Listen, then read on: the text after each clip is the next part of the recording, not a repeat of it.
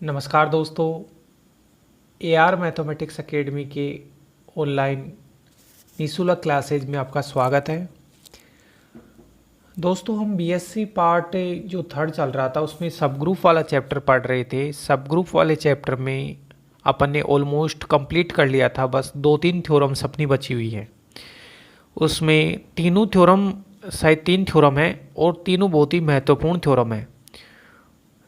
तो इन तीनों थ्योरम्स को मैं एक लेक्चर में तो जैसे लैग्रांज थ्योरम कराऊंगा इस लेक्चर में, और फिर उसके अगले लेक्चर्स में बाकी की थ्योरम करेंगे, क्योंकि थोड़ा इनमें समझाना पड़ेगा मेरे को और बहुत ही इंपॉर्टेंट थ्योरम है। अब जो थ्योरम अपन लैग्रांज थ्योरम करेंगे वो तो बहुत ही ज़्यादा महत्वपूर्ण है, क्योंकि ये कई बार एग्जाम में भी आती है और नाम वाली प्रमेय है।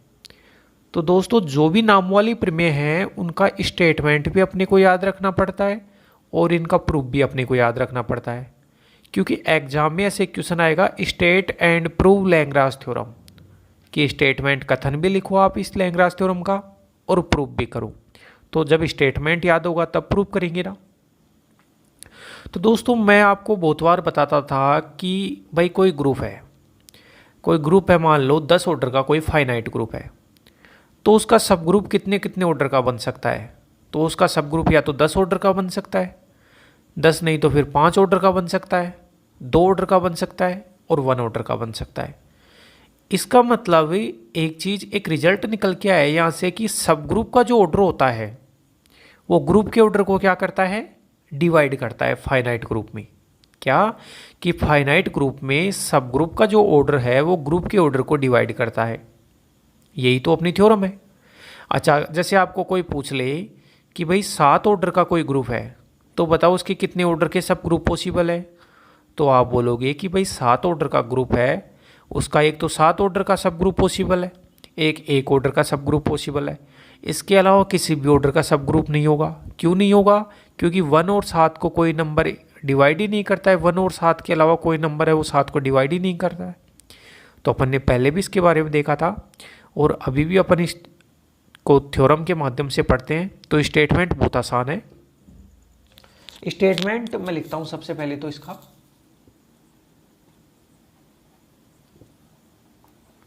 स्टेटमेंट। कौन सी थ्योरम पढ़ रहे हैं अपन? Lagrange theorem. Lagrange theorem, LAGRANGES, Lagrange प्रमेय। क्या बोला मैंने कि परिमित ग्रुप में जो सब ग्रुप का जो ऑर्डर होता है वो ग्रुप के ऑर्डर को डिवाइड करता है, या फिर सब ग्रुप का ऑर्डर है वो ग्रुप के ऑर्डर का क्या होता है, तो होता है भाजक होता है। तो मैं एक बार स्टेटमेंट लिख देता हूं। एक परिमित ग्रुप में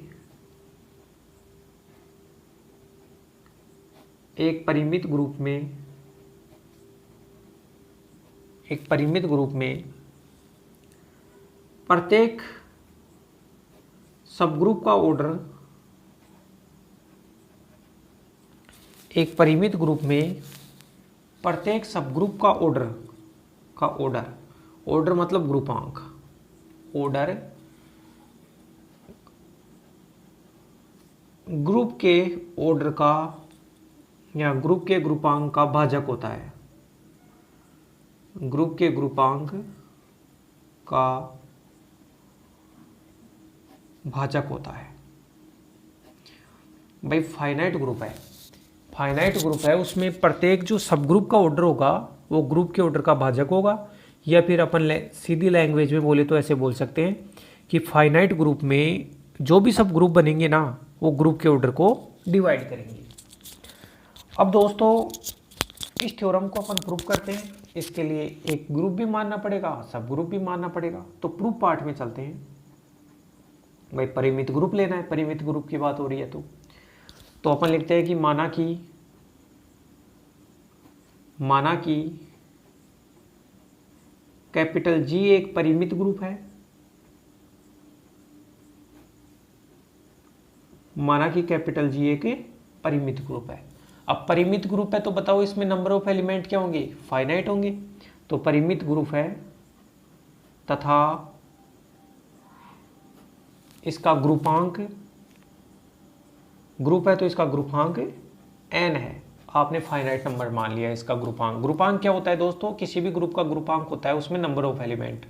तो जी को फाइनाइट ग्रुप माना और उसमें नंबर ऑफ एलिमेंट क्या मान लिए, एन। यह भी माना कि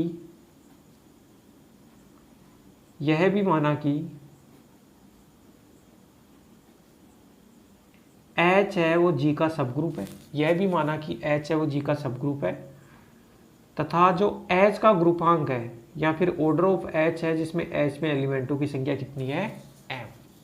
ठीक है, अपन ने जी को एक फाइनाइट ग्रुप मान लिया जिसमें एलिमेंटों की संख्या जी में तो एन एलिमेंटों की संख्या है, और एच है वो जी का सब ग्रुप है और एच में एलिमेंटों की संख्या एम है। ठीक है, अब हमें क्या सिद्ध करना है, तब हमें सिद्ध करना है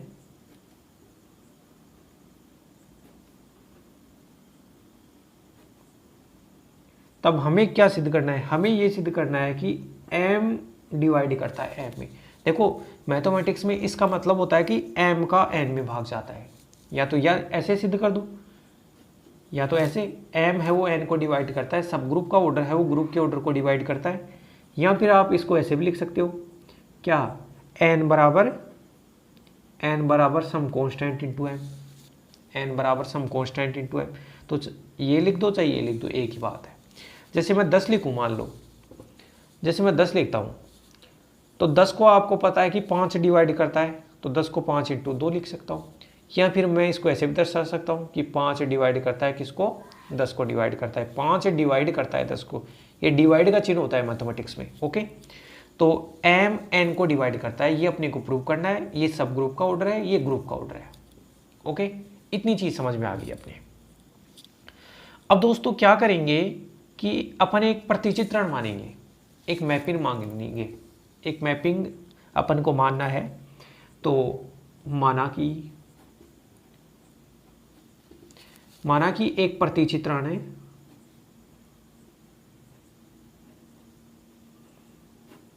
f एक प्रतिचित्रण है h से ah में। भाई ये लेफ्ट को सेट है अपना, h से ah में, और किस प्रकार परिभाषित है, इस प्रकार परिभाषित है कि f है वो h के ऊपर अप्लाई होगा। भाई कैपिटल H के किसी एलिमेंट h के ऊपर अप्लाई होगा तो क्या बनाएगा, वो ah बनाएगा। a तो फिक्स है, और a बताओ किसका एलिमेंट है, ये तो ग्रुप का एलिमेंट होता है। अब फंक्शन परिभाषित है तो कैसे ना कैसे परिभाषित होगा, तो fh बराबर ah फॉर ऑल h किसका एलिमेंट है, h का। तो ये आपने मैपिंग बता दी। अब दोस्तों ये जो मैपिंग f है उसको बताना है मेरे को एक की आच्छादक बताना है। क्या बताना है, इस मैपिंग को एक की आच्छादक बताना है। तो मैं सबसे पहले तो एक की बताता हूँ, 1 1। एक की को क्या बोलते हैं, 1 1। एक की कैसे बताते हैं, अब जब अगला चैप्टर पढ़ोगे आप समाकारिता, तो उसमें बहुत ही अच्छे से एक की बता रखा है दोस्तों। जब भी एक की बताते हैं तो क्या करते हैं कि 2 एलिमेंट लेते हैं और उनका प्रतिबिंब समान मानते हैं। जब भी एक की बताना होता है तो 2 एलिमेंट लेते हैं, उनका प्रतिबिंब समान मानते हैं, और एलिमेंटों को समान बताना होता है। तो मान लेता हूं कि लेट H1 और H2, ये तो कैपिटल H के एलिमेंट इस प्रकार हैं कि इन दोनों का प्रतिबिंब, भाई H1 का प्रतिबिंब तो FH1 बराबर H2 का प्रतिबिंब क्या है, FH2। आपने कैपिटल H के 2 एलिमेंट H1 और H2 इस प्रकार ले लिए कि इन दोनों का प्रतिबिंब समान है। प्रतिबिंब समान है तो एलिमेंटों को समान बताना है। अब देखो दोस्तों FH बराबर AH होता है ना, तो ये बन गया AH1 बराबर AH2, और निरसन नियम से A तो कट गया और H1 बराबर क्या आ गया, H2 आ गया। तो H1 और H2 की इमेज सेम लेके चले थे और एलिमेंट सेम बता दिया। जब भी इमेज सेम लेके चलते हैं, प्रतिबिंब सेम लेके चलते हैं और एलिमेंट सेम बताते हैं, तब अपना जो भी फंक्शन है वो क्या होता है, 1 1 होता है। तो मैं लिख सकता हूं अतः फलन f क्या है,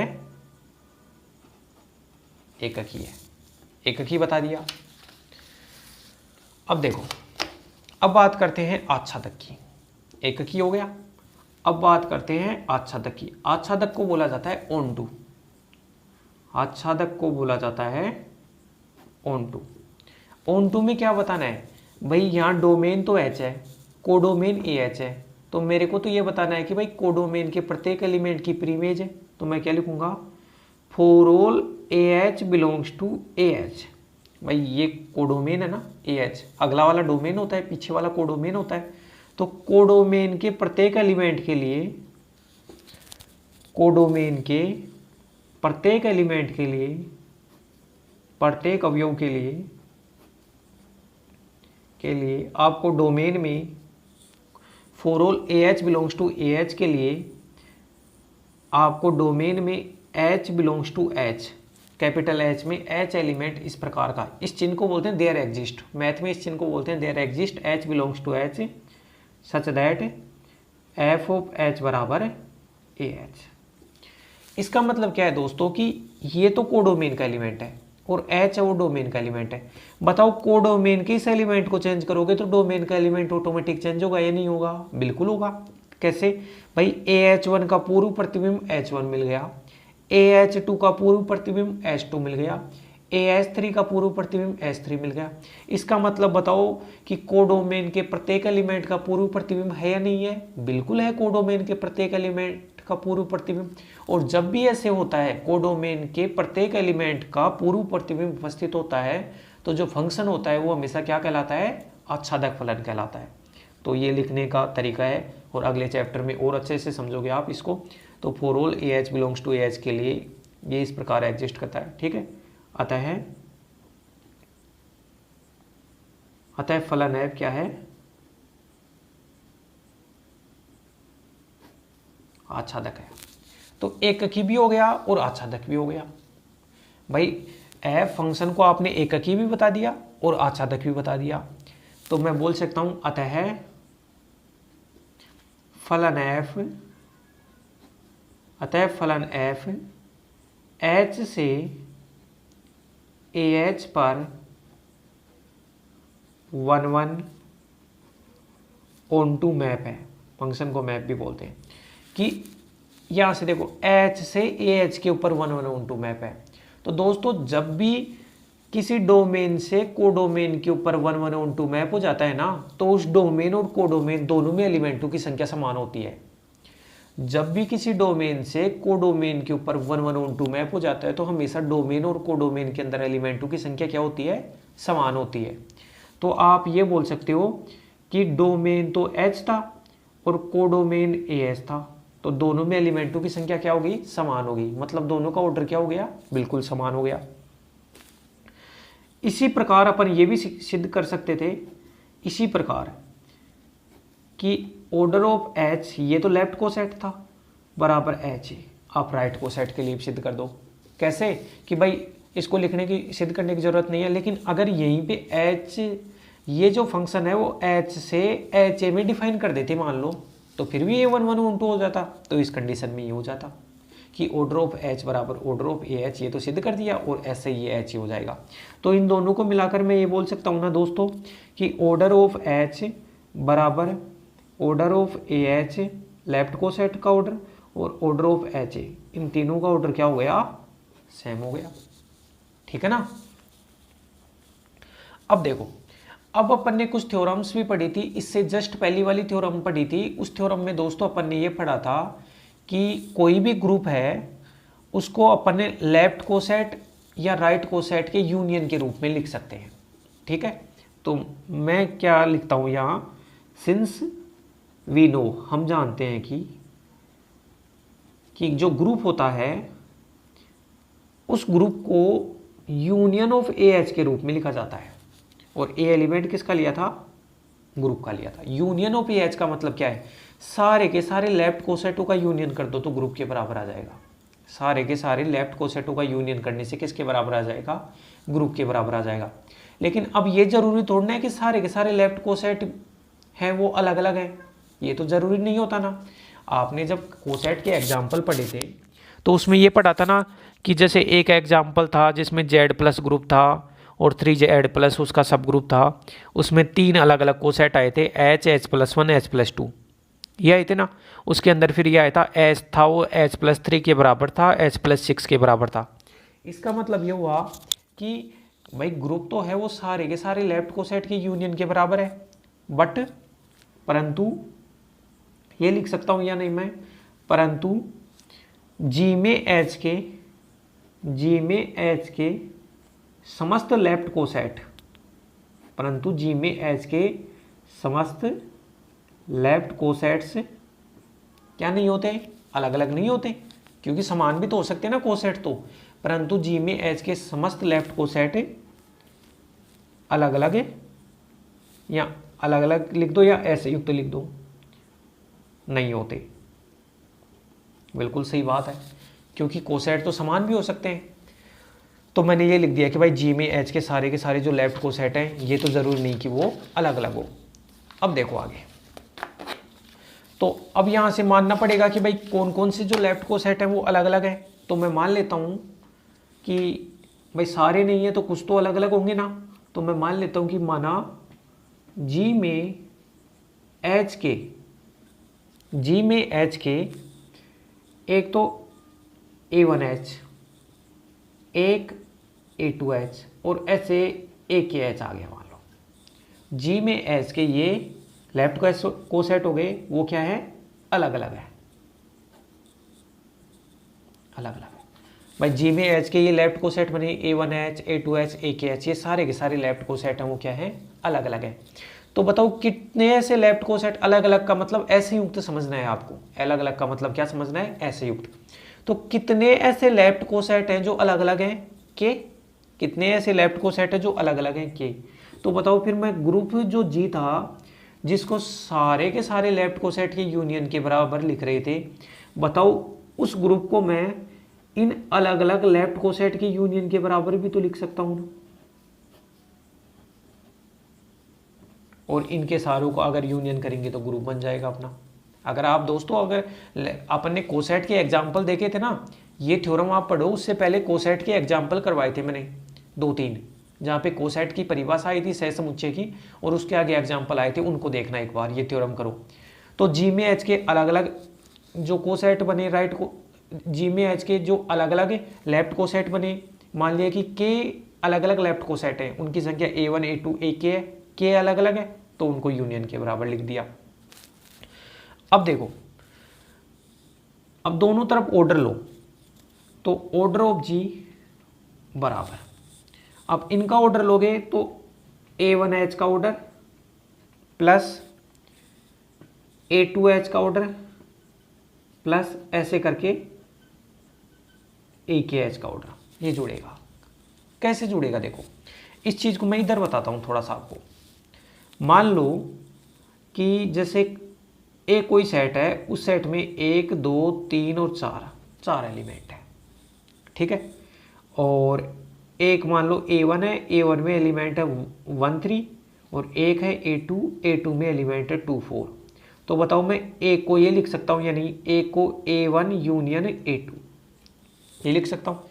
अब A1 और A2 दोनों समुच्चय हैं वो ऐसे युक्त है। यहाँ देखो A1 और A2 में कोई एलिमेंट कॉमन है क्या, नहीं है, नहीं है, तो A का ऑर्डर होगा, या ऑर्डर को गणनीयता भी कहा जाता है, तो A का ऑर्डर होगा वो क्या होगा, A1 का ऑर्डर प्लस A2 का ऑर्डर। अरे इसको ये गणनीयता बोल दो, या फिर A का ऑर्डर बराबर A1 का ऑर्डर प्लस A2 का ऑर्डर, A का ऑर्डर 4 बराबर 2 + 2। तो बताओ यही तो चीज़ यहाँ पे की है कि भाई ये दोनों अलग अलग हैं, ये दोनों ऐसे युक्त हैं, ऐसे ये सारे के सारे हैं वो ऐसे युक्त अपने कोसेट है। तो जी का ऑर्डर होगा वो इन सब के ऑर्डर के बराबर होगा। जैसे यहाँ देख लो कि भाई A1 यूनियन A2 था, तो जो A का ऑर्डर हुआ उसमें A1 का ऑर्डर प्लस A2 का ऑर्डर हो गया। ठीक है दोस्तों, इसको तो ये थ्योरम का पार्ट नहीं है अपना। अब यहाँ से ऑर्डर ऑफ जी बराबर ऑर्डर ऑफ, अब बताओ आपने ये पढ़ा था, सामने ये लिखना है, यहाँ पे लिखना है कि ऑर्डर ऑफ AH बराबर ऑर्डर ऑफ H लिखा था। अभी ऑर्डर ऑफ AH बराबर कितना लिखा था, ऑर्डर ऑफ H, और for all A belongs to G। ये भी प्रूव किया था ना अपन ने। अरे जब एककी आच्छादक सिद्ध किया था तो order of AH left coset का ऑर्डर H के ऑर्डर के बराबर आया था। तो बताओ इस A1 का जो ऑर्डर है उसको भी H लिख दिया, A2 का ऑर्डर है उसको भी H लिख दिया, और जो AKH है उसका ऑर्डर है उसको भी H लिख दिया। और कितने टाइम्स, 1, 2, 3, कितने टाइम्स, के टाइम्स। कितनी बार लिखा आपने, एच एच एच, कितनी बार लिखा, के टाइम्स। तो इसको लिख सकता हूँ ऑर्डर ऑफ जी बराबर के टाइम्स हो गया तो के इंटू ऑर्डर ऑफ एच। ये लिख सकता हूँ ना कि ऑर्डर ऑफ जी बराबर के इंटू ऑर्डर ऑफ एच। अब ऑर्डर ऑफ जी को कितना माना था, ऑर्डर ऑफ जी को माना था एन बराबर के, और ऑर्डर ऑफ एच को कितना माना था दोस्तों, एम। अब बताओ यही तो सिद्ध करना था, एन बराबर के एम। या फिर इसको ऐसे भी लिख दो, ये भी लिख दो कि इस चीज को लिख सकता हूँ कि एम डिवाइड करता है एन को। इस चीज को ये भी लिख सकता हूँ कि एम कब आगे एन में जाता है, अर्थात ऑर्डर ऑफ एच किसको डिवाइड करता है, ऑर्डर ऑफ जी को। या फिर इसको ऐसे लिख दूं कि जो सब ग्रुप का ऑर्डर है वो ग्रुप के ऑर्डर को डिवाइड करता है। मैथमेटिक्स में ये जो चिन्ह है ना वो डिवाइड का चिन्ह है, तो मैं ऐसे भी लिख सकता हूँ कि सब ग्रुप का ऑर्डर है वो ग्रुप के ऑर्डर को डिवाइड करता है। ठीक है दोस्तों, तो ये बहुत ही आसान थ्योरम थी अपनी, जिसके अंदर अपने को क्या करना था कि भाई ये सिद्ध करना था किसी भी फाइनाइट ग्रुप में सब ग्रुप का ऑर्डर है वो ग्रुप के ऑर्डर को डिवाइड करता है। तो एक तो जी ग्रुप मान लिया जिसका ऑर्डर एन लिया। तो एक बार मैं आपको दोबारा से दिखा देता हूँ इस थ्योरम को। तो देखो, एक तो अपन ने जी ग्रुप लिया जिसका ऑर्डर एन लिया, उसके बाद में एच उसका एक सब ग्रुप माना और एच का ऑर्डर एम माना, और हमारे को ये सिद्ध करना था कि एम एन को डिवाइड करता है। अब एक प्रतिचित्रण लो एच से ए एच में, जहाँ पे ए एलिमेंट है वो ग्रुप का है और ये प्रतिचित्रण ऐसे परिभाषित है। अब इस प्रतिचित्रण को एककी आच्छादक बताना है, एककी बताना है तो आप H1 और H2 दो कैपिटल H के एलिमेंट मानो और उन एलिमेंटों की ये मानो कि इमेज सेम है, इमेज सेम है। याद रखना जब भी 1 1 सिद्ध करते हैं तो इमेज सेम लेके चलते हैं और एलिमेंट सेम बताते हैं। तो FH1 बराबर FH2 लेके चला, FH1 बराबर हो जाएगा AH1 और FH2 यहाँ से हो जाएगा AH2, तो H1 बराबर H2 आ गया। तो इमेज सेम लेके चला था, एलिमेंट सेम आ गया, इसका मतलब 1 1 हो गया। अब इसके बाद में 1 1 के बाद में ऑन टू कैसे बताऊंगा भाई, अपना जो फंक्शन